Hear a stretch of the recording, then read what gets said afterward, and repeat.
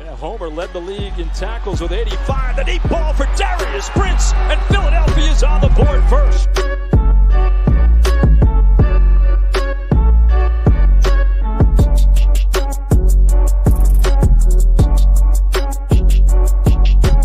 On the draw, this is Bryson Allen.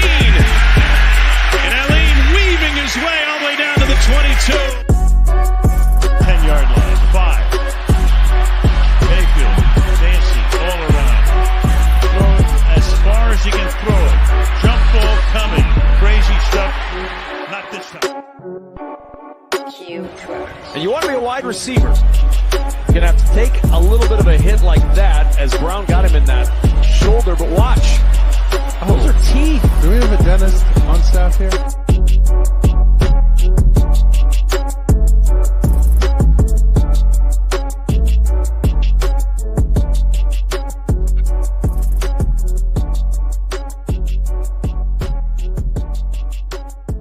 All right, we're back for another episode of Around the Indoor Football World, where we always talk about the AIF, the NAL, and the IFL.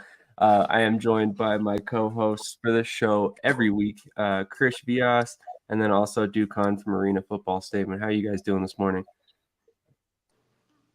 I'm doing great, team. Good to see you guys. Absolutely. Always looking forward to this show Saturday mornings. Quite honestly, probably the highlight of my weekend. Truly enjoy talking arena football, indoor football, but specifically with you guys. It's always a fun time. Today we don't have any guests. I kind of failed in my role of producer, so we're going to kind of go back to the old format a little bit, just talk about some games, talk about some news that comes up. You know, really, if you guys who are watching have any suggestions whatsoever about what you want to hear, what will you us talk about or break down, drop suggestions in the chat, and we'll definitely approach those topics as well. But as always, we're going to go ahead and kick right off with the AIF, the American Indoor Football League. For those who do not know, that is their logo real quick. This past weekend, May 25th, the Columbus Lions faced a version of the Harrisburg Stampede, and it was not pretty. It ended 83-0. Marcus Brooks, right after coming on the show, did work, had 6 touchdown passes, 7 incompletions on the entire day. Great game by him and Tommy Neely, who combined for 9 touchdown passes. But what were you guys surprised to see this outcome after kind of hearing what had happened with Harrisburg? Chris? Yeah, no, I mean, a little bit, honestly. Like, I was like, there's no way this is the Harrisburg team that I know, right? Like, they're way better than this. Todd Simmons, their best receiver, didn't play. Their best D-line, obviously, that wasn't the regular D-line. It wasn't the DBs. But I kind of had an idea looking at the transaction report before the game and saw that they released their whole team.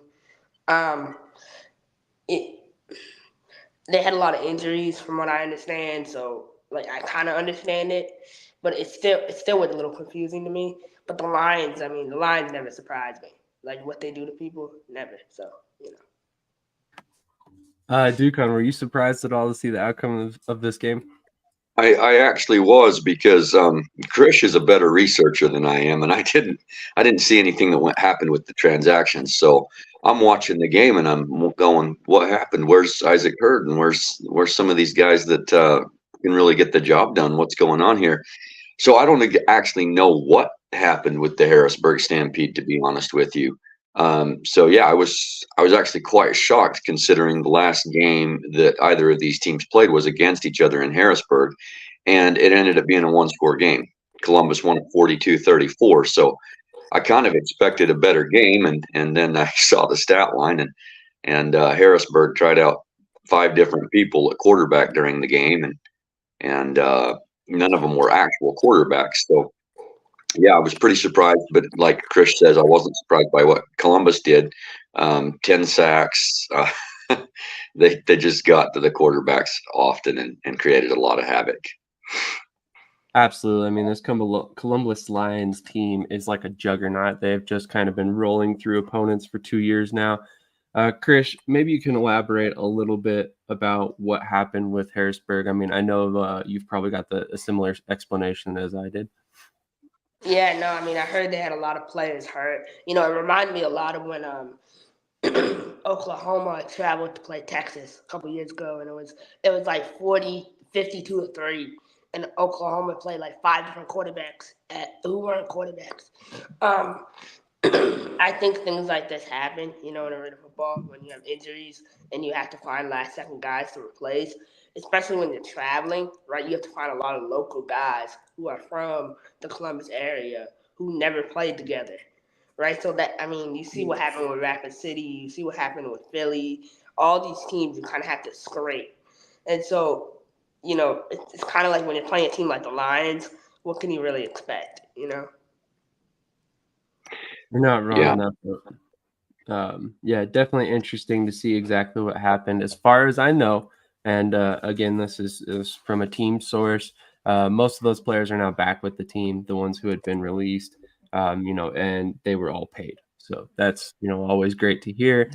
Was part of my concern. And whenever you see a mass release, typically that signals a little bit of bad blood between the players and the ownership or the team or something like that. Something bad happened, and in this particular case, it doesn't sound like that's exactly what happened. It sounds like Chris said, a lot of injuries, big game that they probably knew they had a hard time winning, if they weren't going down there healthy. So I feel like they probably just made the decision to leave a lot of guys at home to make sure they're healthy. So looking forward, what are you guys' thoughts on the game tonight? So for those of you guys that don't know, as far as I understand, Amarillo has decided not to play versus the Corpus Christi Tritons.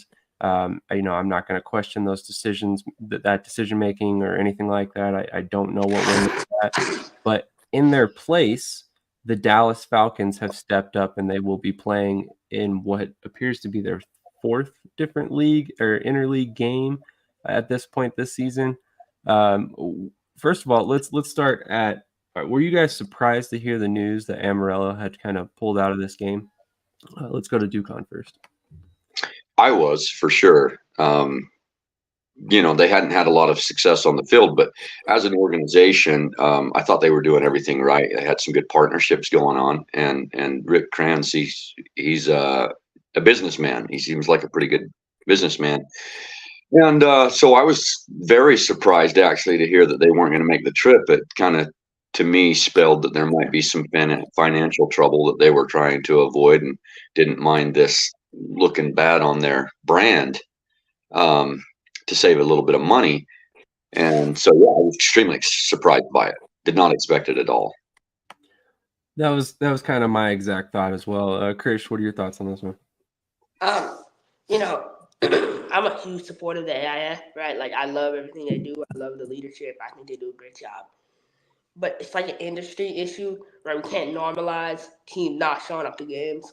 Like, that's crazy to me when you sign a schedule and you have something and you just don't show up. You know what I mean? Like that just doesn't make sense to me. Like, at least what I give teams credit like Rapid City for like at least finding a solution.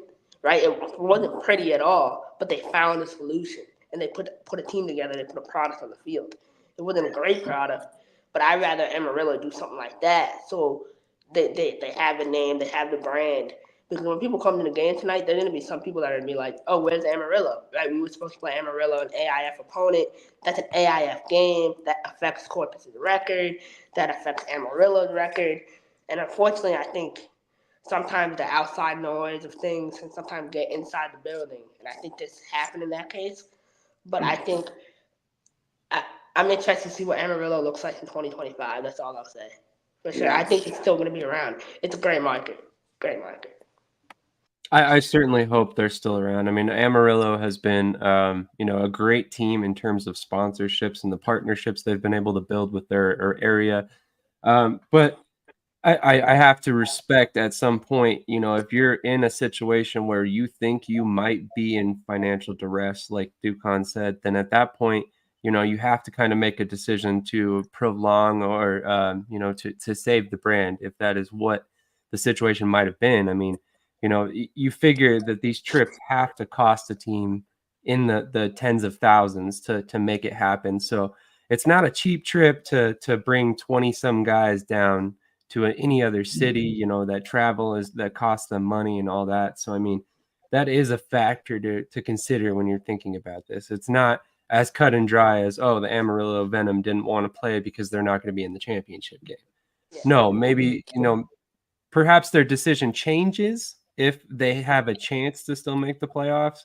But at that point, you're for lack of a better term, you're risking it for the biscuit. You're trying to get there to the championship game. But at this point, again, if you think this is going to cause long-term ramifications to your team, you kind of have to make that decision, as much as we might all hate to see it. Yeah. I got it. Go ahead, Duca. Yeah, I was just going to mention that, and this is no slam to Amarillo. Like you said, we don't know the situation there at all, and sometimes these decisions have to be made. But when you look at it, it just adds. It makes me respect a team like Harrisburg even more, for actually saying, you know what, we're going to go down all the way to Columbus, probably get our butts beat. It's going to look bad, but we have a schedule that we agreed to and we've got to fulfill. And even if it's going to cost us a bunch and it's going to make us look bad on the field, we agreed to it, Um, and again, it's not a slam to Amarillo at all, because we don't know what kind of situation they're in. I just respect Harrisburg for not finding an excuse to not play last week. That was another point that I wanted to bring up as well. Harrisburg very well could have done the exact same thing. They chose not to. And maybe they're not in the situation that Amarillo is. To be 100% fair, again, I don't know what the situation is in Amarillo. I have not talked to anybody down there since this announcement. So I'll do what I can to try and figure out what's happening, and try to get out what I'm allowed to get out. But at the same time, it's kind of interesting to see how it all came about. And at the same time, I feel like we should give the Dallas Falcons some credit at this point.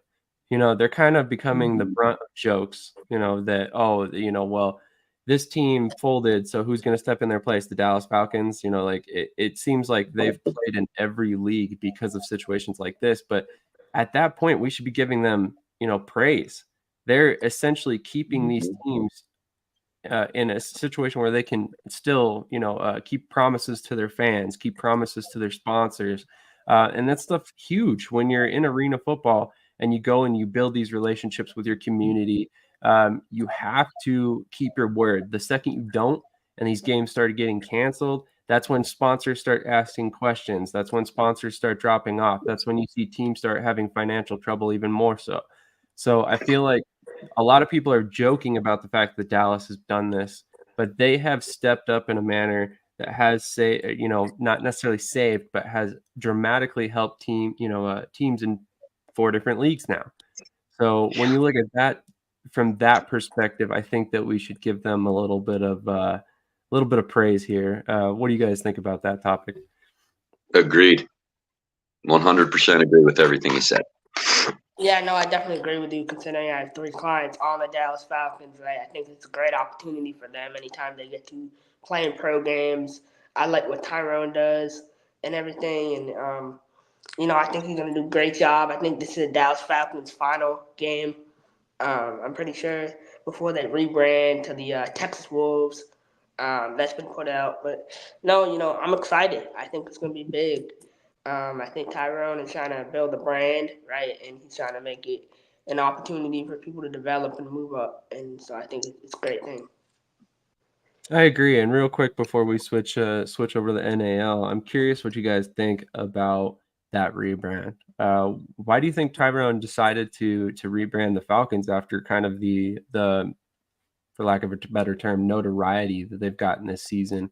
Do you think it's in his eyes negative notoriety, or is he just ready to move on to the next big thing? Tyrone, he he likes to chase the bag, as one would call it, right? Like he likes to keep chasing, keep getting better, and like keep elevating. So I think he views this as like a change, a positive direction, and he's just kind of done with the Falcons. He's done with the AL too. He's made that public, but I just think he's done, and I think it, I don't know honestly. Like I saw something on Facebook talking about how he wants to start his own league, but like I don't know if that's how that's plausible if he's gonna do a developmental league or what it's gonna be. But I don't know. I think there's a lot of options, honestly. Or he could even put the team in a major league. There's a lot of different options, different directions to go. Yeah, it's kind of interesting to see how that's all progressing as well. I mean, Tyrone, great guy, interesting person, and obviously been at the forefront of a lot of interesting situations this season. So crazy to see how everything has kind of worked out for the Dallas Falcons so far this year. And I'm almost kind of sad to see him go, to be quite honest. So, Tyrone, if you're watching, I understand the move to the Texas Wolves, but, keep some Dallas Falcons merchandise for me so I can grab some from you at some point or something. With that in mind, let's go ahead and shift gears and kind of move on to the NAL. But real quick, we're going to give a quick word from our sponsor. Follow your passion first. First.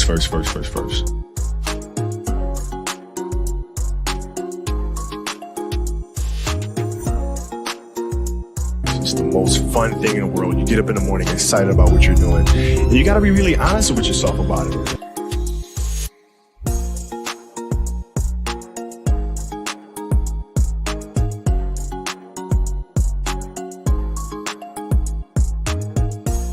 And you got to sit there and ask yourself, okay, what am I truly passionate about? What do I enjoy doing? All right. So the big question at hand for the NAL right now is can anybody beat Omaha? As of right now, it does not appear there is a team in two different leagues that can beat Omaha. But I'm kind of curious about your guys' feelings on this in particular. Dukan, do you see Omaha possibly getting unseated by anybody this season, or is this another undefeated run to a championship ring? Well, let me put it this way. 2 of their last 3 games, the game was decided in the last minute. Omaha figured out they have to win close games sometimes, to their credit. But when you have a team like the Oklahoma Flying Aces who can come into the slaughterhouse and have their starting quarterback get injured mid-game and have another guy come in that can go toe-to-toe with them, you know that they're not a perfect team. And then when they go to Sioux City, credit to Omaha being down. I think they were down 30-14 at one point, came back, scored a touchdown and 2-point conversion with 9 seconds left in the game, and ended up pulling a miracle win out of their hat. Both of those games indicate the door is closing.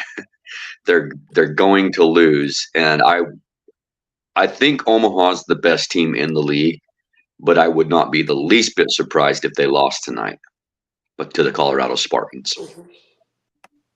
Wow, that was I didn't see that coming. Chris, what about you? What are your thoughts? I mean, I know you've been a staunch supporter, we can say, of Ricky Burtz and what he does with Omaha. But I mean, do you think they could potentially lose either tonight or next week against Carolina? It appears Chris is having some technical difficulties all of a sudden. He really didn't want to answer that question. Yeah, he didn't want one. No, while we're waiting for him, honestly, I love what the Beef are doing too. I love the Omaha brand. I love what Ricky's done with it. They're an incredible team, and I definitely see them being the favorite to win the championship. Being on the road this week might just be a little bit of a different flavor for them. I could see them losing tonight's game easier than I could see them losing to Carolina at home next week. But again, they are a great team. They keep finding ways to win. I agree. I mean, to me, I know you mentioned that they're kind of showing some chinks in their armor here by not necessarily blowing teams out at this point. The 2-point win just a couple weeks ago, but to me that almost shows exactly how good of a team they are because they've overcome adversity. They've been tested and they still managed to find victory, which that could be an indicator that this team is just on another level. Even when they're down, they've kind of made some mistakes that they're still going to find a way to ultimately pull out the victory. And I mean, kudos to Tommy Armstrong. I don't have the math in front of me right now. I did all the math on his entire career, and I want to say he's nearing or already past 10,000 yards. Give me a second, I'll pull that up. But I'm very curious to see exactly what happens with the Spartans game tonight. I wish I could be there for this game. I unfortunately will not. I definitely will be watching the game. But also last week, or I guess 2 weeks ago at this point, that Sioux City game, I did not see Sioux City hanging around with them that well. That could make for an interesting matchup this week against Carolina. It looks like we got Krish back. Krish, real quick before we move on to Carolina, what are your thoughts on Omaha winning a 2-point game in which you said they were down 30-14, Ducon? Yeah. I mean, they find ways to win. Mike Tatum's a great offensive coordinator. Right? He's been that since last year. They also added a new weapon this week, Isaiah Scott, former Arizona Rattlers receiver. He came over and joined Omaha. He was with the Black Bears earlier this season. They just keep loading up. It's crazy. And their receiving core is better than it was in the beginning of the season. You could make an argument the level of better, really better. They got better receivers in there. They got Daquan Dudley, Houdini. He was with Philly. Isaiah Scott. They got that 6'6" receiver, Comus, I think they call him. He's insane. They got so many studs on that team, and their running back, Jeff Mack. Right? I remember last year, Jeff Mack was splitting time with Jalen Singleton back in the backfield. And now he's completely taken over as the number one back. It's just super impressive to see what Omaha does offensively. It's really interesting, for sure. I definitely agree. And, we touched on it briefly there, but Omaha is Ricky catches a lot of flack. And I'm not going to sit here on my pedestal and try and defend him for everything he does. Some of the stuff that he does is definitely poking the bear a little bit, but that's okay because at the end of the day, if you look at Omaha, they are one of the most stable and well-run organizations that is in any league. They take care of their players. You rarely ever hear complaints from anybody who plays for Omaha unless it's something like I was released. Honestly, those guys there are content. They're well taken care of, and that's something I can respect. At the end of the day, if players want to play for you because you're doing the things the right way, then you deserve that. You deserve the praise. You deserve the help in the recruiting department because, players want to come to Omaha and, want to be treated the way professionals should be treated. Hold on just a sec. Okay, so I was a little off. So Tommy Armstrong's nearing 6,000 total yards. He's also has a chance to top 160 total touchdowns tonight. He only needs one more. And just an insane career. And you have to figure he's only really played, I want to say 5 seasons and parts of 5 seasons, really. Indoor football? Okay. That's strictly indoor. I think Tommy's great. I think he's really great. And I think another thing that's great is, from a business perspective, right? They're having a football camp next week. $50 per kid. That's an interesting amount of money, right? Think about how many kids are going to show up. Think about how much money they're going to make off that football camp. You know what I mean? If you think about these things and from a community aspect, Omaha knows how to win the community, and Tommy's a community navigator master. He knows how to navigate the community. He knows how to make money off his football camps. Yeah. I completely agree. There's a reason why he's there. And let's be honest. Tommy Armstrong's a great player, but I feel like part of the motivation is his ties to Nebraska. Why wouldn't you play on that fact? Why wouldn't you want that guy on your team when you're, the promotional savant that Ricky is, and the Omaha ownerships are, they have that market so tied in with the Omaha beef that's honestly impressive. I remember Ricky saying last season that he sold out almost every game, in I want to say 95% capacity, he said. So, I mean, that's not an easy thing to do in any indoor league, and let alone the CIF and the NAL. They've kind of had some issues along the way. Man, someone I went to high school or went to a rival high school that I know really well moved to Omaha and just bought season tickets after going to one game. It's crazy. Now, I wouldn't know off the top of my head. Do either of you guys know what season tickets are for Omaha? I could honestly say. Sorry, go ahead. I think it's $160 per season ticket. That's a quality deal. I mean, I was gonna say when I took my kid to the Spartans game, I spent about $100. In hindsight, had I realized how much it would have cost, all over, I probably would have just bought season tickets myself, and then I'd probably be at tonight's game. But hindsight's 2020. Hopefully, Colorado Spartans are back, and then the National Arena League comes back stronger than ever, and I can attend a whole bunch more games next season. That'd be great. I hope so. I keep hearing from the people that I know within the league that they're not going away. The National Arena League is in no chance of dying. Let's put it that way. That they've actually had teams already inquire about joining the league, and that they should be on the up and up again next season. Honestly. Oh yeah, and I'm very. I mean, this is my personal opinion. I haven't heard anything. Rapid City's joining the NAL next year. That's just my call. That's what I think from what I see. My opinion. They would be interesting. It would certainly be interesting. I honestly don't know what's going to happen with Rapid City at this point. I don't know what's going to happen with a lot of these teams that have kind of had to walk away from the organizations. I know that Topeka, when they left, they said they would try and come back in some way, shape, or form. I hope Oklahoma's able to kind of make it work at some point as well. I mean, I really like that branding of the Flying Aces. I always thought that logo was cool.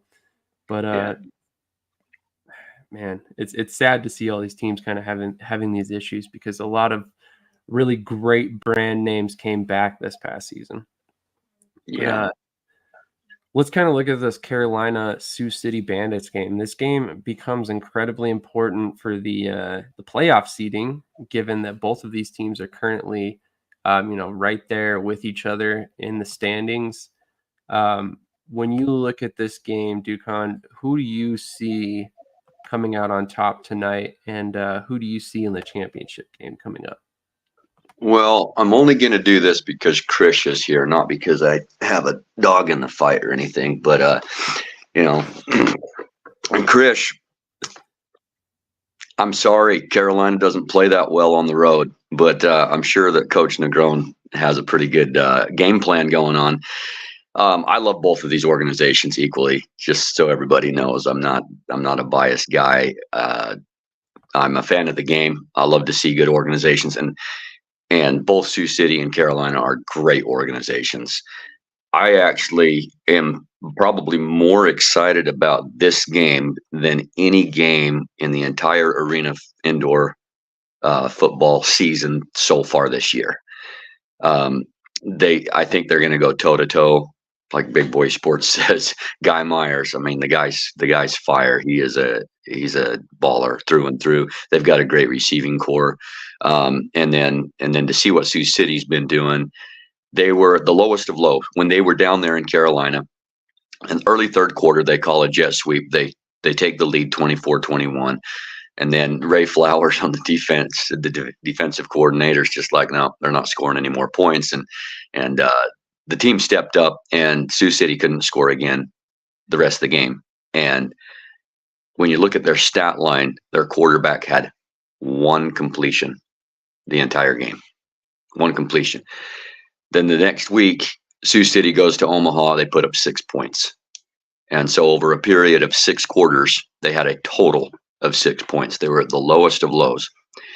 And they turn around and put up just a great fight against Omaha the next week. Then they went to Idaho and put up 56 points. And so their offense is resurgent. There seems to be a little bit of new life in Carolina as well. Both of these teams, I guarantee you, are chomping at the bit.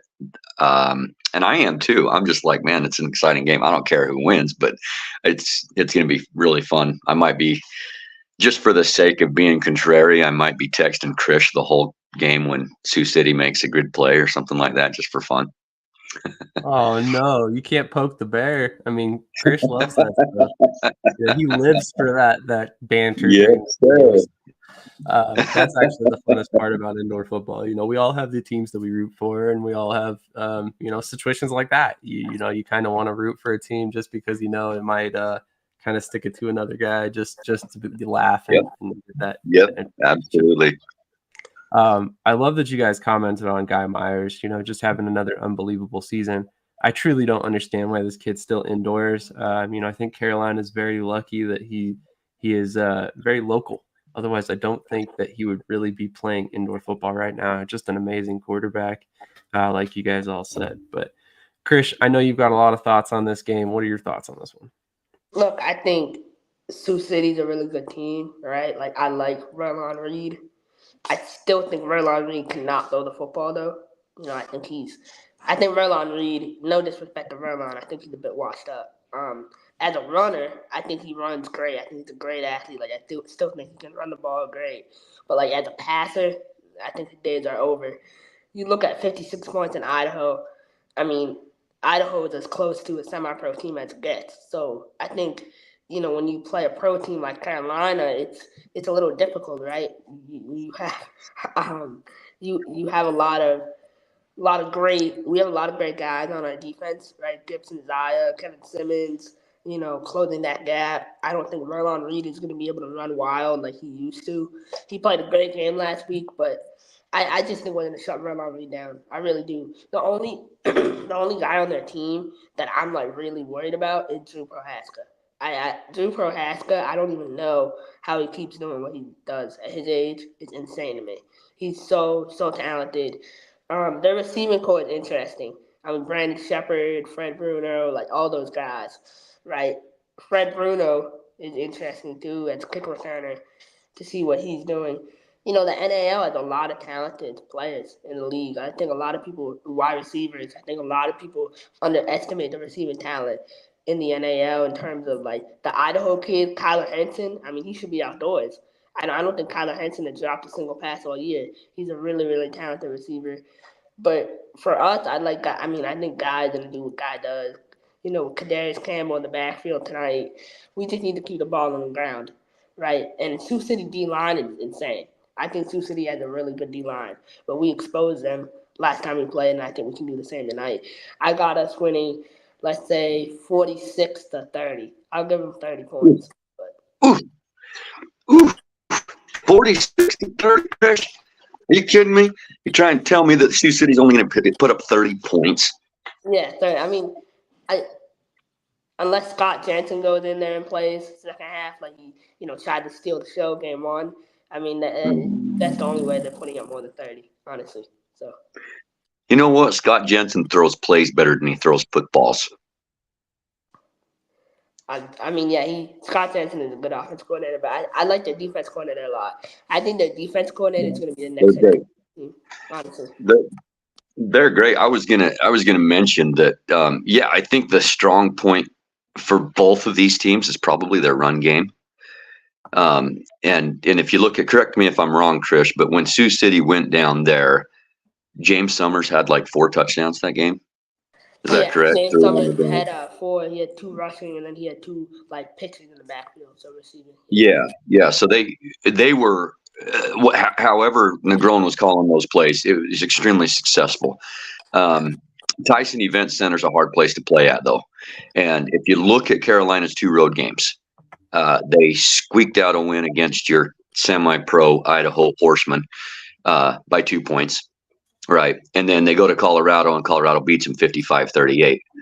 Those are the 2 road games that Carolina plays. Now, I think that Coach Negron's aware of that. I think that he's aware that that's been the road woes that Carolina has dealt with. And so I'm sure that he's doing everything he can to make sure that his team is ready to put up a different type of performance. But my only point in saying this is they so far have been different on the road than they have at home. And so far, Sioux City is 3-1 at home, and the only reason they have that one loss at home is because Omaha pulled off some late game heroics in which they got that touchdown and 2-point conversion with 9 seconds left in the game.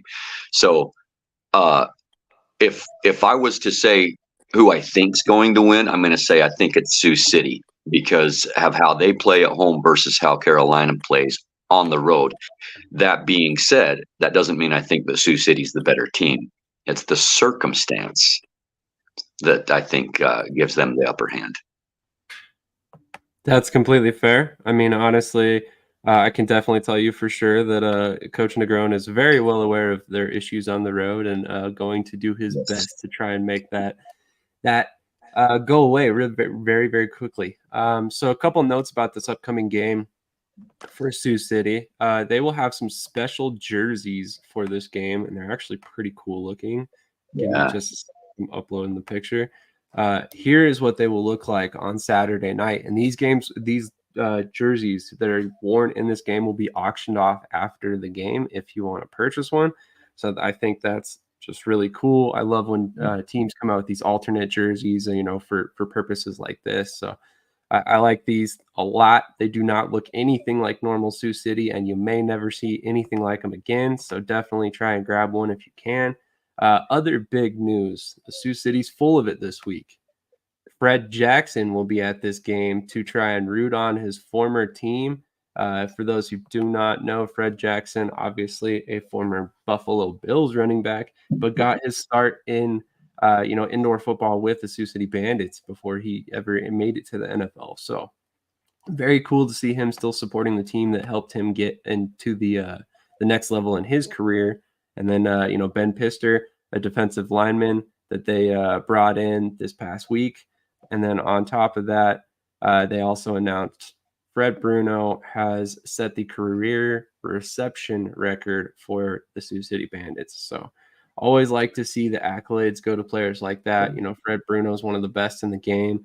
I recently wrote an article about players in the NAL that should be outdoors again. Talked to a bunch of coaches about that. And every one of the coaches named a couple different players, one of which was Fred Bruno. So Fred Bruno is insane. He's been playing for like 14 years. Exactly. It's crazy. Like I wonder how old he is at this point. I think he started. I don't think Fred Bruno went to college. I think he started like straight. So it's kind of really interesting to see. Like he's from the Miami area, so he's a great talent. He's from Miami? Yes. Wow. I just would have assumed. I mean, I've never looked it up, but I would have assumed he's from Sioux City, or at least I assume he lives there now. Given that he's just always with them and never going to leave. But yeah, I mean, it's just awesome to see him get that accolade. Like I said, always like to see guys like that kind of get recognized for what they've been able to do. Because I mean, unbelievable what he's done over his career. In any league, it's impossible almost impossible to sustain success at that level. But he's not only had success, he's been dominant in multiple different leagues. So, and another really cool thing to me is they have a DB on their team named Sherman Gilbert, and I think he's up and coming.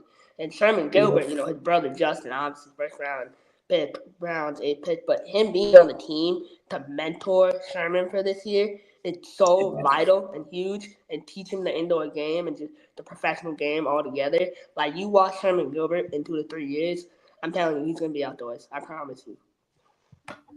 Hope I so. think he's right. I agree.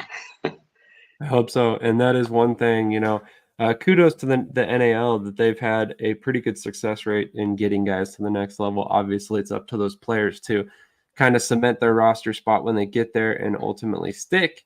But they've definitely done a good job of giving a platform for players to make that leap. We're going to transition over to the IFL now. But before we do that, we're going to take a quick break. I'm just being myself, cool as can be. When I'm being myself, you wish you were me. It's so easy. Get out your own way.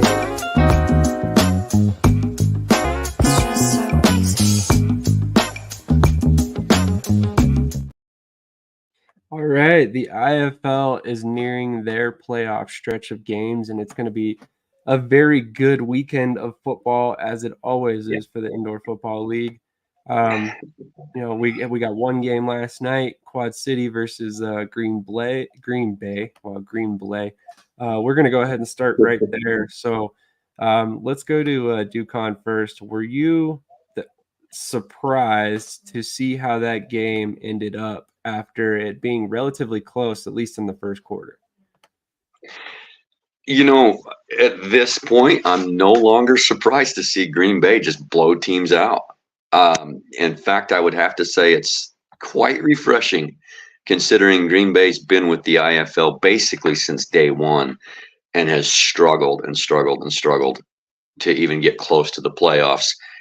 And now they're in the same conversation as Bay Area Panthers, Arizona Rattlers, Naz Wranglers, Mass Pirates, Frisco Fighters. I mean, who would have thought that they would be the beast of the East at this point in time? But I watched a little bit of that game, and first and foremost, Green Bay's defense is insane. Their defense is just as solid as it gets. But I was extremely impressed with how well they execute on first down. They ran the exact same play so many times last night where Mailer would just get the ball out quick to Ballard for 7-8 yards. It was just it catches the ball and just flicks it out there. And no matter how long the game drug on, they kept calling that exact same play on first down. And for whatever reason, Quad City couldn't defend it. So they've got some great things going on there. And I think that I wasn't actually surprised because Green Bay's really been setting the precedent of what they do to teams now. I would agree. And I apologize, Omar. I did not pick Quad City in our pickup this week. I had a feeling Green Bay was going to win this one. Like you said, I've been very critical of Green Bay, so I want to throw this out there. I've been very critical of Corey Roberson in the past. I believe about 2 years ago now, I wrote an article about how I thought Green Bay should move on from Roberson because of his record. He's done a lot of losing with Green Bay, but kudos to the organization for staying the course, sticking with Robert Roberson, and now you see he's found success. He's found the quarterback that I think was really holding him back in previous iterations of the Blizzard. Max Maylor has kind of taken this team to the next level. You mentioned that defense, 6 tackles for a loss this week, 1 forced fumble, 2 interceptions, a handful of pass breakups. So not making it very easy for quarterbacks to succeed, although they didn't get a sack. It's really hard to get sacks in this game. Yeah. Typically that quarterback's just going to take off and run. But I was kind of surprised and curious to see EJ Burgess. 4 touchdowns. He did really well despite the fact that he only carried the ball 6 times. And then Maylor, again, 17 of 24, 236 passing yards, added 5 rushing yards, had 5 total touchdowns, and basically just once again willed this team to victory.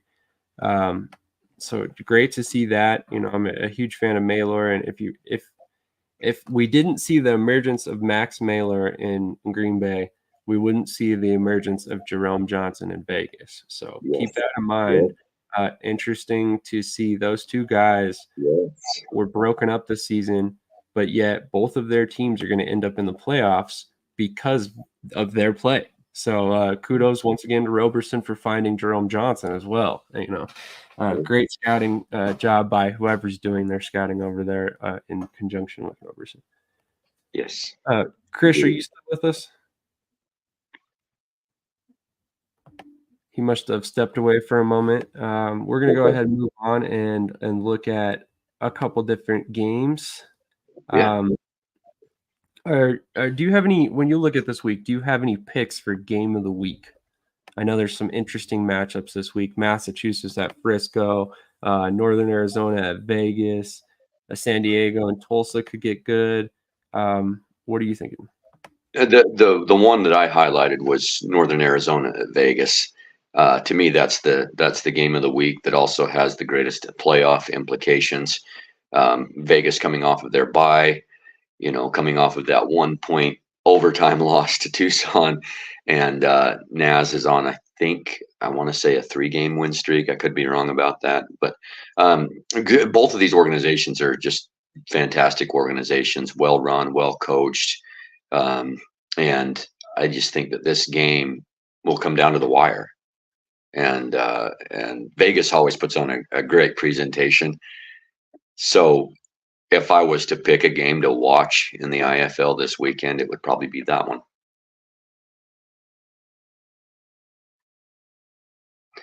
I think you're muted, Sam.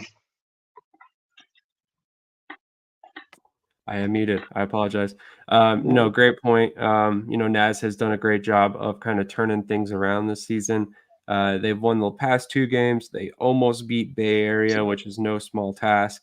And every one of these games has been close. Bay Area won by 3 points.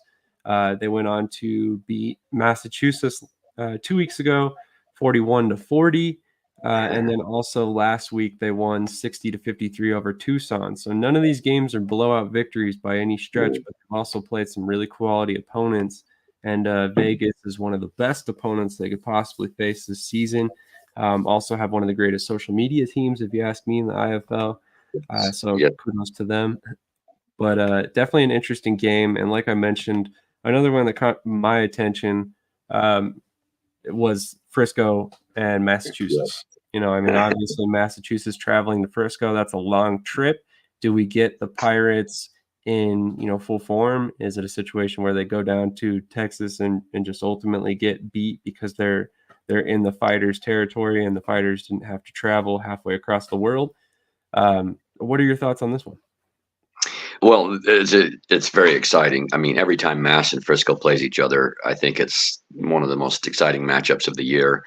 I'm really excited to see this game in particular because right now I think that Green Bay is the beast of the East, but the winner of this game, Mass versus Frisco, kind of solidifies, at least in my mind, who the better team is. Right now, it looks like Frisco, not just because they have a slightly better record, but because their wins have been a little bit more decisive than Mass, who just came off a 23-22 victory at home against Tulsa. And then of course their 1-point loss to Naz. But Mass is always going to put up a fight. They've got a great organization, great team, incredible players. My first thought is, how will Mass contain the run game? Because that's where Frisco's bread and butter is. They've got Jimmy Smith back, and they got that Martez Carter. If TJ Edwards plays, he's all over the place. He's a former MVP, but this Larry Harrington guy, I mean, he's lightning. He's almost, in my opinion, almost as good as TJ Edwards. To me, it doesn't look like Frisco has missed hardly a beat since he came into the game. So if Mass can find a way to slow down that run game and force him to throw, I think Mass could pull this game off. But it's a hard task there in Frisco because it's a very good football team. Yeah, absolutely it is. And, they've even made some interesting moves recently, let go of Jeff Ejicom, Norris Wren in that defensive backfield. Henry Mitchell, offensive line, was cut as well. And then they brought in a player from Iowa, Tyrell Pearson, and then Iowa turned around and went and got Lacavius Daniel from Green Bay, which always interesting to see Green Bay trading away a very primetime performer and ultimately deciding to move forward with younger players. Interesting. Yeah. Chris says we got our guy 88 coming back. Zico. I believe he means, I was going to say Isaac Zico. That's big. Returning from IR.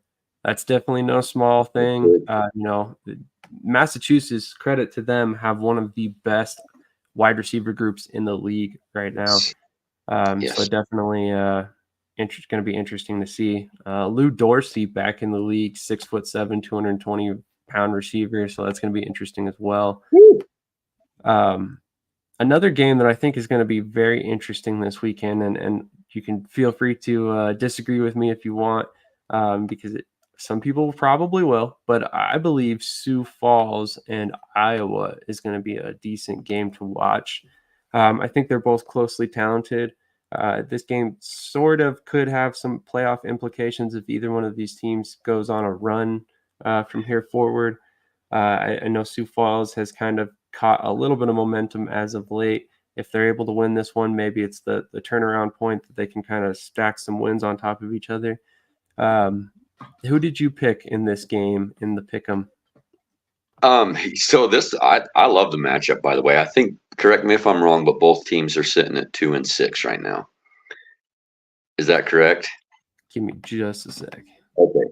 I believe that they're both 2-6, and have had, obviously some early season struggles, losing out close games. But they're finding ways to win close games too. I think that both of these squads are better than their record indicates.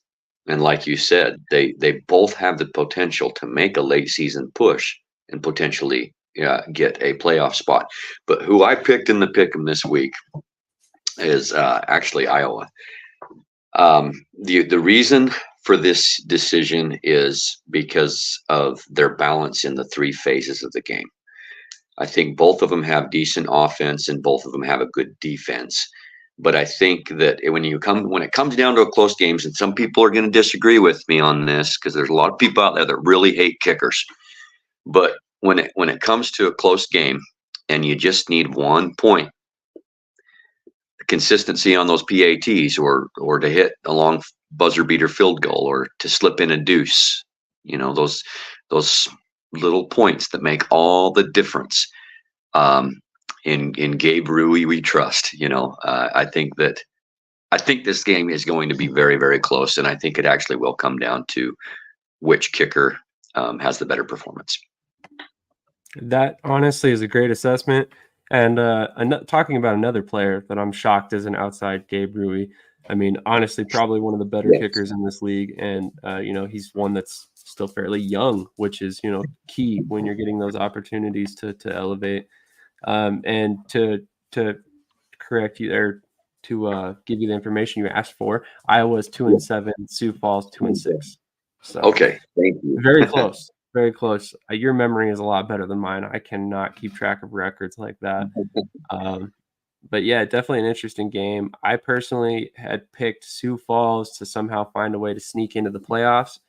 They're starting to sort of prove me right that they're catching some momentum. They've won 2 in the last 3 games. If they could win one here, it would go a long way toward potentially, leapfrogging Tulsa this weekend if Tulsa loses as well. So could get real interesting in the few weeks before the playoff run here. So, we've only got, I think, 6 weeks to go? 8, I believe. Well, 7, I guess. 7 plus by week. Gotcha. Interesting. There was quite a bit of turnover in Jacksonville over the past couple of weeks. Have you kind of been keeping track of all the guys that they've kind of moved on from? Yeah, as far as who they've released, but I haven't kept track of who they're bringing in. So I've been kind of confused as to what the decision here is. I mean, is it in your opinion, is it one of those deals where ownership's just like, we're not going to make the playoffs, let's bring in some new guys, let's evaluate talent for the rest of the year? I don't know. It's a little strange to me why some of the guys got released. I personally think it's exactly what you just mentioned. I think they're at a point where they've realized that they are not currently going to make the playoffs. So with that in mind, they've kind of tried to make a move towards some cheaper players is my guess. I don't know what some of these guys were playing, but I noticed that a lot of the guys they moved on from were veterans that have kind of been around these leagues for a couple years. I would imagine that's exactly what is happening here. But Krish has an assessment, as he often does. He says Jacksonville essentially quit. That's the best way to put it. I would disagree to a certain extent, only because to me it makes smart business sense. If you don't have a chance at the playoffs at this point, like we mentioned, why wouldn't you go about trying to make it either cheaper to operate or at the same time start evaluating new players that could potentially help you in the future? Jacksonville knows they're going to stay in the IFL. They realized they were not competitive this year. So why not start turning over the roster now? You might uncover a guy that nobody has found yet. Yeah. Steel roaring, maybe. We'll see. But Yeah, and I would have to agree with you, and I have to say that Jason Gibson's actually really good at that. He knows how to find those diamonds in the rough and hidden gems, and so that makes total business sense to me. Because keep in mind, you had a 12 game schedule last year for Jacksonville in the NAL with a lot closer opponents. The amount of money that Jacksonville is spending this year versus last year is a lot. It's a lot higher, and so yeah, it makes sense to wow, we're really spending some dollars here, but we're in the league that we want to be in. We're learning. Let's make these adjustments this year. Let's kind of look toward 2025. I don't know that they're really quitting because let's be honest, Jason Gibson doesn't have any quit in him. And I think that these players, who wouldn't want to play for the Jacksonville Sharks? I mean, if you're getting a call from Gibson to come play on the squad, that opportunity to get that kind of exposure, not just a great broadcast from Jacksonville, but anywhere between 7,000 and 9,000 fans a game, you're going to want that exposure. Any player would want that exposure. Anybody that's trying to move up. And so, yeah, there's going to be some really talented people that come out of this. I really think so. And while I don't see Jacksonville coming even close to making the playoffs, I think they're going to surprise some of these teams that think they're just going to be easy to walk through. I would agree. Are you surprised looking back to see that both NAL teams have kind of struggled in their transition over to the IFL this year? Not one bit. I totally thought that this would happen. That's completely fair. I mean, it is a totally different game. But I will say this, that I think that their second half of the season will be better than their first half of the season. And I use Massachusetts as an example.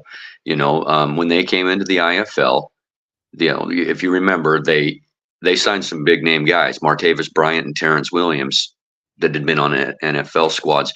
And they come in and they had other guys on their team as well. But they come into the IFL and they struggled. They managed to go 3-3 early on, but 2 of those wins were against the Bismarck Bucks that weren't very good that year, right? So they're 3-3, and everybody's saying, "Oh, Mass, they're not going to make the playoffs in the IFL or whatever." But something clicked with Patrick Pass and Rayshon Kaiser, Bones Bagante, their coaching staff.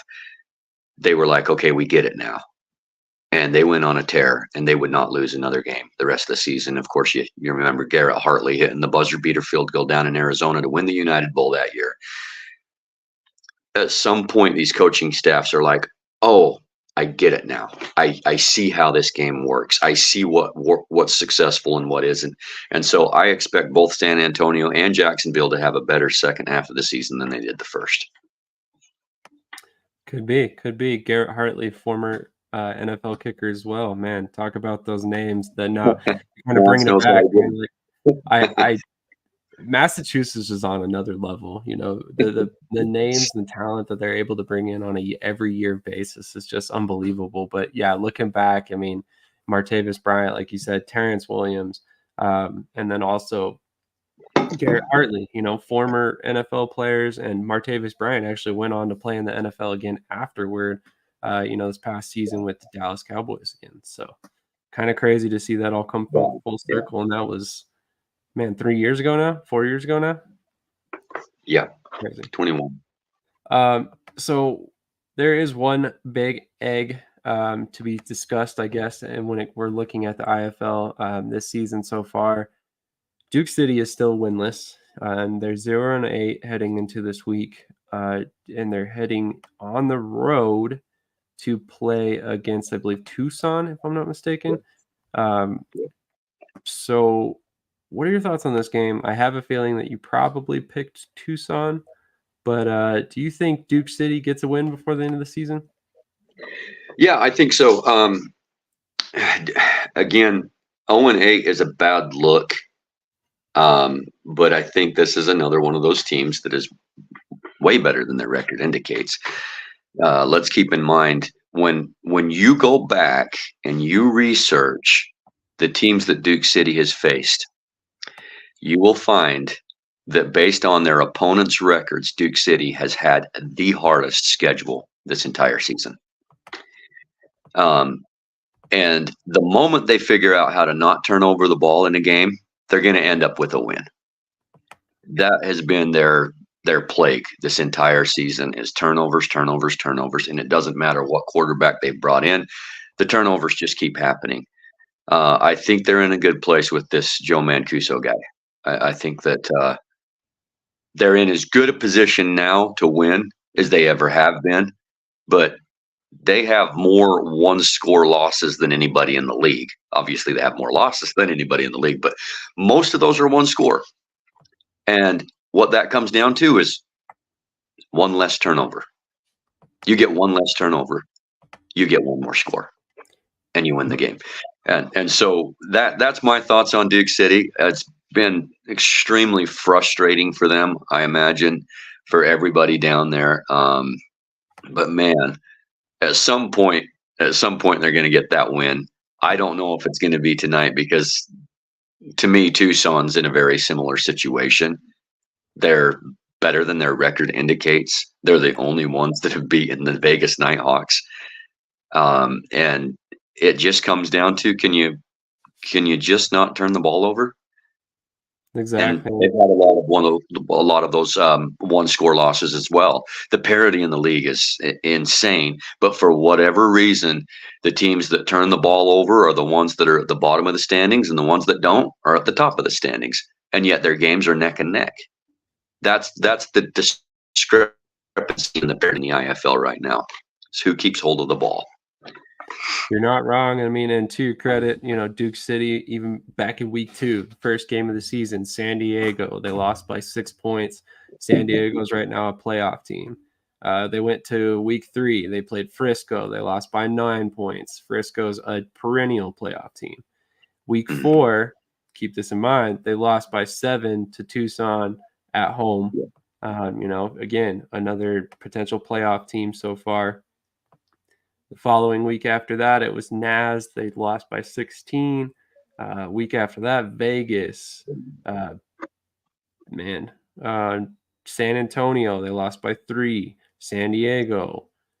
Again, Arizona last week lost by 2. So, I mean, it's just been a murderer's row of teams they've faced so far this season.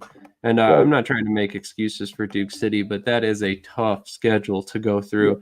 And it's definitely a situation where, man, they could use some help for sure. And look who's checking in. Speaking of which, Marcus Brooks, the man who threw 5 touchdown passes earlier this week before giving way to his backup. 6. Sorry about that. That's right. It was 9 total. 9 total. AIF MVP Marcus Brooks trophy was already made in week 2. Appreciate that, Chris. Missed you last week. That's right. Appreciate that. We'll drop it up here real soon. Marcus, you're welcome back on whenever you would like. In fact, if you want to come back on next week, we would love to have you right before the championship game.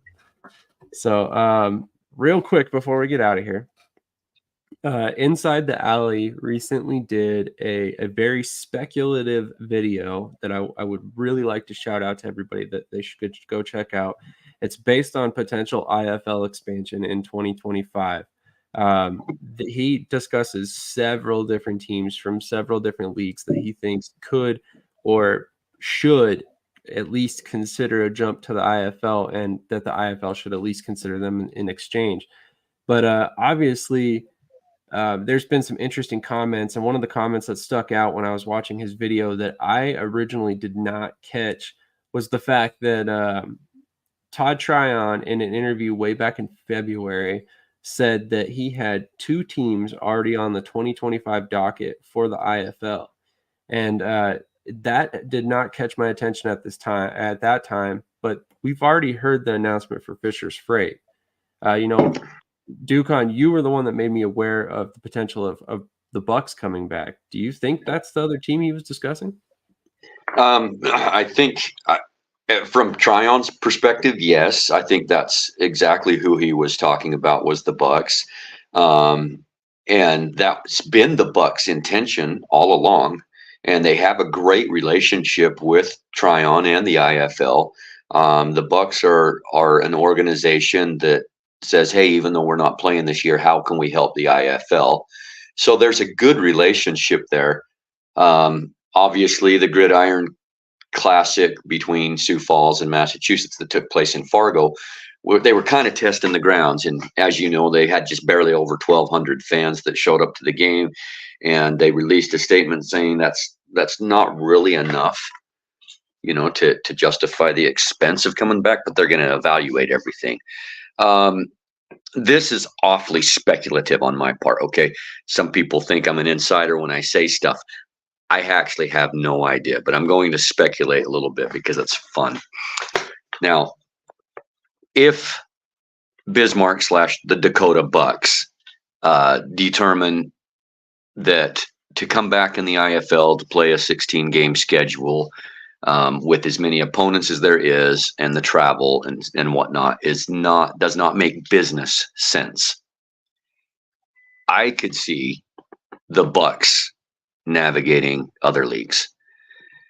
And I can see the IFL saying, we really want some of these bigger markets that already have hockey teams and owners that already have all of the infrastructure in place, all the housing worked out, everything like that. And I can see the IFL getting enough interest that they have to be extremely, extremely picky on who their 24 teams are going to be. I say 24 because I know that's Tryon's goal over these next couple of years. I can very much see the IFL expanding to 20 teams for 25 and jumping up to 24 for 26.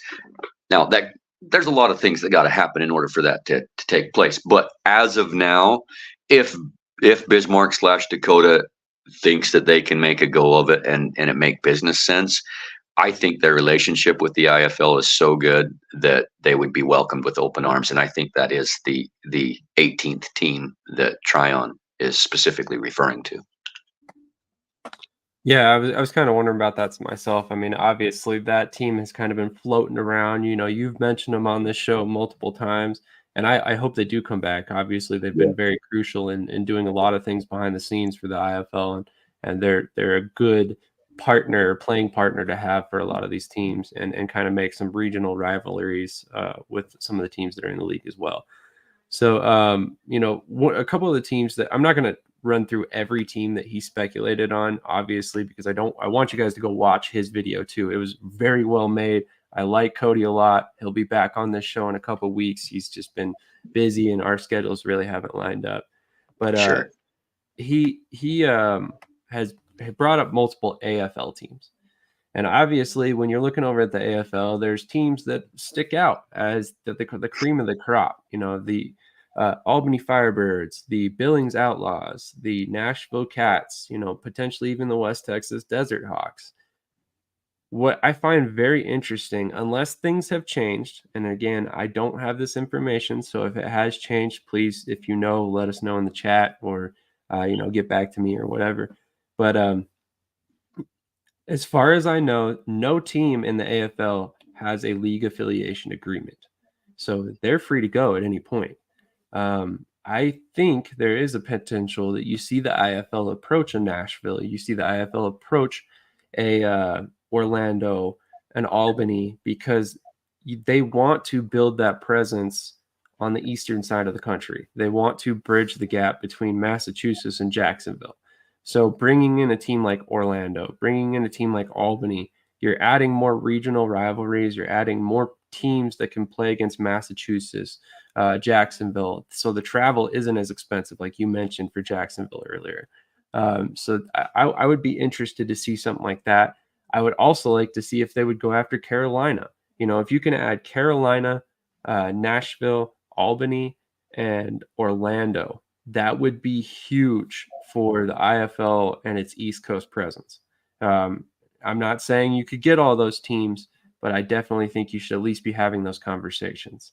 I know that, at least several of those teams would at least consider and entertain that conversation. So it could be a very, very interesting and chaotic offseason all over again with teams relocating leagues, much like last year. Do you see any of these AFL teams making the jump over the IFL? Yes and no. Let me put it this way.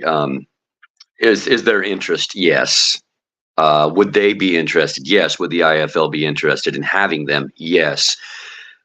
In my interview with Todd Tryon, I asked him about the criteria that him and the IFL look for in determining their team partners. And yes, geographical footprint is one of the criteria, but keep in mind it's only one, and they'd love to have that. But another one of their criteria is, do they have the revenue to live up to our IFL standards? Okay, now this is what it comes down to. The IFL has a certain product they want to put out and have it be consistent and seamless through each one of their organizations. And that does go down to their broadcast, how the quality of their broadcast is. They have really, really high standards. And to maintain that high of a standard means additional cost. They've got a lot of good things going on. If you think about how a league works, Sam, every team within that league is going to be paying the league dues.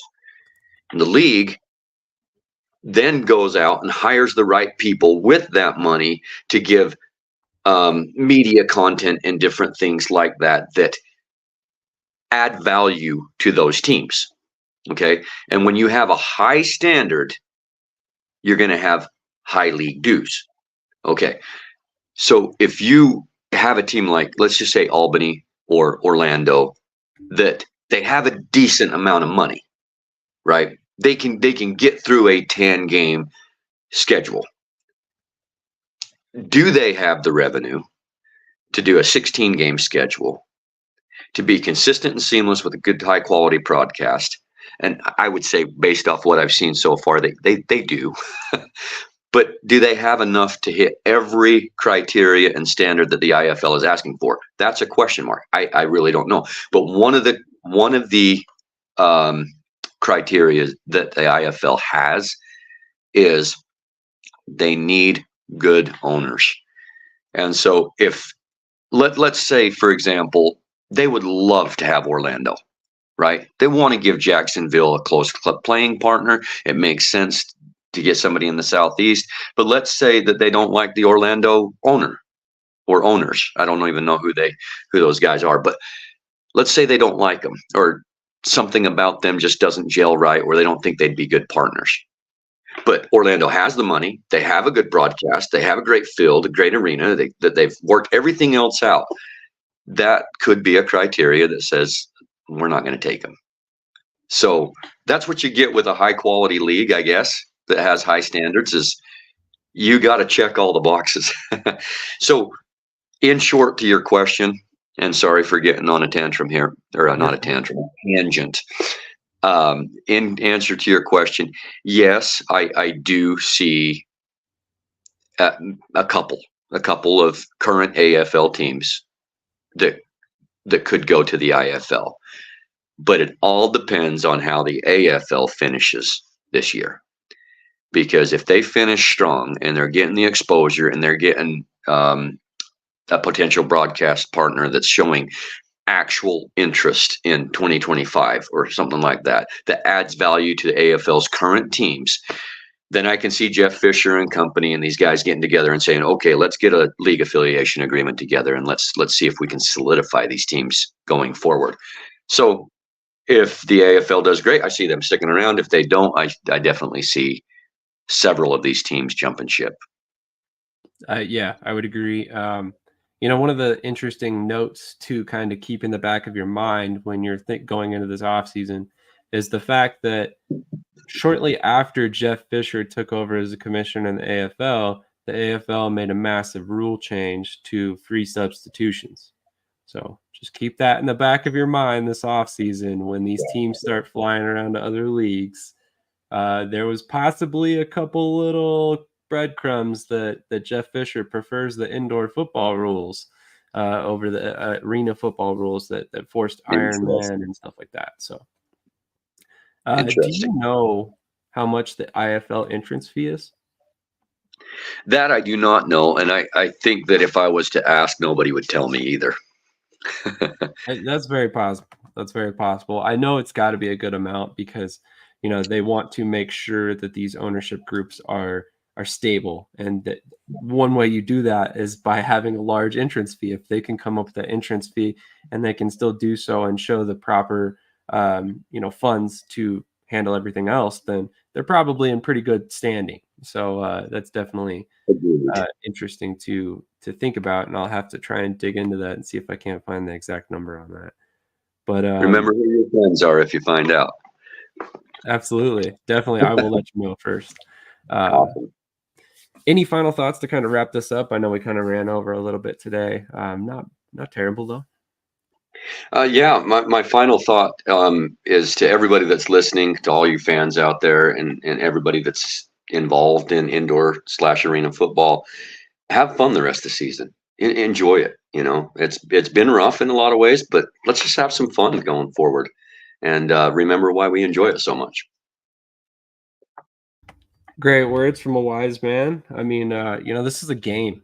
It's supposed to be fun. It's not supposed to be about, all this negative information and all this negative press for these leagues. So yeah, let's enjoy some great football. Let's have some fun. Let's enjoy the fact that indoor football and arena football is a small community. A lot of these people bounce back and forth between watching one league and the next. Let's remember, like you said, who your friends are. And there's a lot of friends to be had in this community. And I definitely can say that it's one of the best, in my personal opinion. I cover a lot of different leagues. The community that follows the indoor football and arena football is it's a little bit different. And to be honest, I enjoy it more than outdoor football coverage, to be quite frank. But thank you, everybody who tuned in. Really appreciate it. Really appreciate the show and what you have done for us, Dukan. I mean, coming on every week, obviously. I assume by your background, you're at work right now. No, I'm in my unfinished film studio that I need to get to work on. So there you go. That's awesome. I didn't realize you were building the studio. So, apparently there's gonna be some updates coming to ZO Productions on YouTube. Make sure you subscribe to them right away. Dukan made a very great video. It was probably about a month or two now ago about the history of the IFL. So if you want to learn more about the IFL and how it got to where it's at today, go watch that video. Very well produced, as is all of his content. And again, ZO Productions on YouTube. And then you're also on Facebook, but that's pretty much it, right? Yeah, Arena Football Statement on Facebook. That's it. Okay, cool. So definitely make sure you go follow that page. Subscribe on YouTube, catch all of his content, because I guarantee you will not be disappointed.